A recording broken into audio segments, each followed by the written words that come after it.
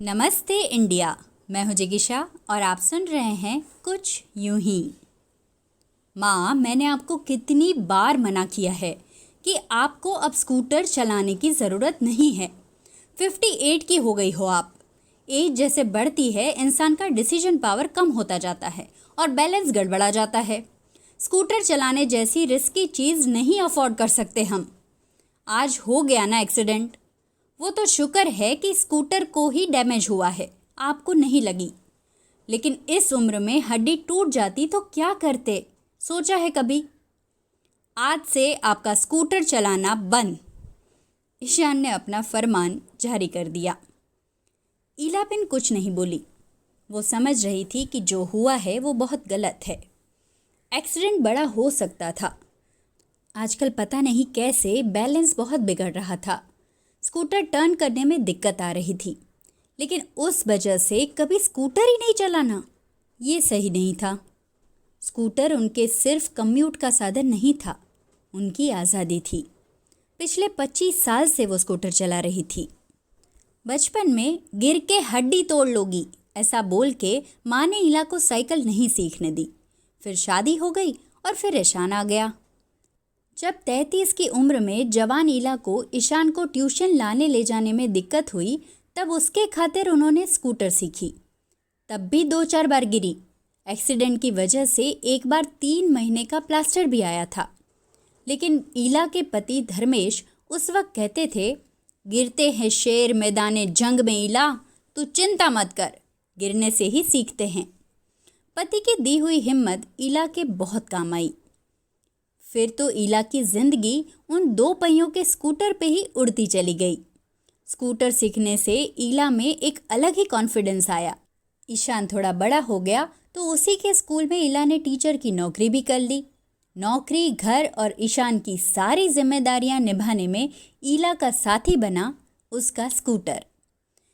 कहीं पे भी जाना हो, कुछ भी करना हो, कोई सामान लाना हो, कहीं पहुंचना हो, कभी सबसे पक के अकेले घूमने निकल जाना हो, तो इला का एक ही सहारा था, उसका स्कूटर। लेकिन पिछले कुछ सालों से स्कूटर को लेके माँ बेटे में बहस एक आम बात थी। मम्मी, आपको कुछ हो जाएगा तो क्या करेंगे? आप ये स्कूटर छोड़ते क्यों नहीं? आपको कहीं पे भी जाना हो, आप ऑटो से चले जाओ, क्या फ़र्क पड़ता है? कैसी बातें करते हो तुम? 20 रुपए के टमाटर लेने के लिए 40 रुपए का ऑटो करूँगी क्या मैं? एक्चुअली ऑटो इला को बिल्कुल पसंद नहीं था, क्योंकि ऑटो से उसकी फ्रीडम गायब हो जाती।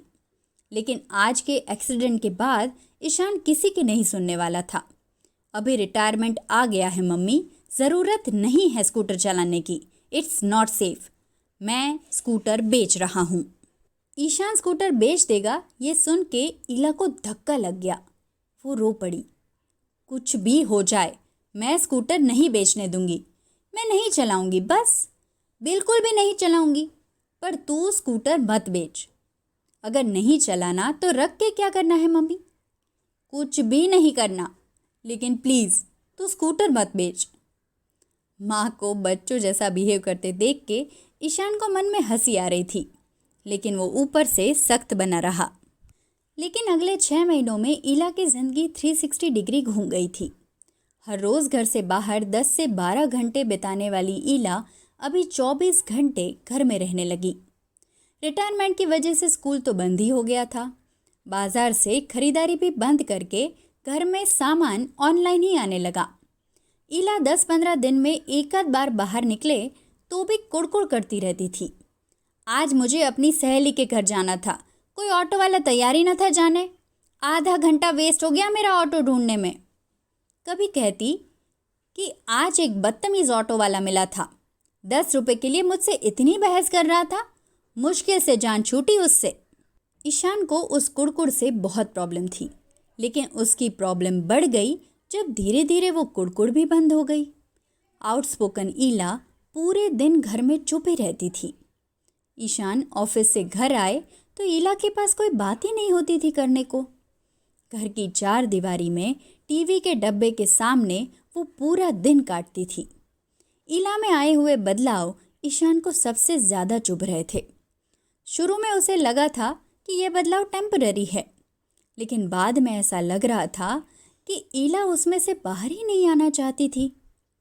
जैसे उसने अपने आजू बाजू एक पिंजरा खड़ा कर दिया है।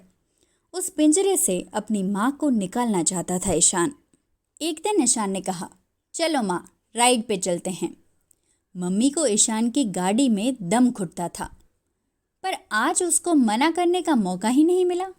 ईशान सीधा चल पड़ा और ईला ईशान के पीछे चल दी। पार्किंग में गए तो सामने मम्मी की सर्विस करी हुई स्कूटर रखी थी, जिसमें 2 स्पेयर व्हील लगे थे। ईला ने बोला, ये क्या है? मम्मी को स्कूटर की चाबी थमाते हुए वो बोला, आपकी सवारी। लेकिन कुछ नहीं मम्मी, ये ऑनलाइन सब्जियां हम मंगाते हैं ना, उसकी क्वालिटी अच्छी नहीं है। वो क्या है ना, जब आप अपने हाथ से चुन के सब्जियां लाती हो ना, उसका स्वाद ही अलग होता है। हाँ बेटा, लेकिन ऑटो? अरे मम्मी, कैसी बातें कर रही हो? सब्जी लेने के लिए कोई ऑटो करेगा क्या? 20 रुपए के टमाटर खरीदने के लिए 40 रुपए का ऑटो? उस पे ईला जोर से हंस पड़ी। उस दिन माँ बेटे दोनों स्पेयर व्हील वाले स्कूटर पे सवार होकर निकल चले। ईशान माँ के पीछे बैठ गया। हवा में लहराते हुए माँ के बाल जैसे उनकी खुशी बयां कर रहे थे। जिंदगी ईशान को समझा चुकी थी कि माँ को अकेलेपन, बोरियत और हेल्पलेसनेस के पिंजरे से उनका स्कूटर ही आज़ाद करवा सकता है। ऐसा तो न था कि माँ को लेके उसकी फिक्र कम हो गई थी, लेकिन माँ की आज़ादी की कीमत अगर उसकी चिंता है तो वो अपनी पुरानी माँ को पाने के लिए ये कीमत चुकाने के लिए भी तैयार था। जिंदगी के सिखाने के तरीके हैं यही, समझो तो सोना, बाकी कुछ यूं ही।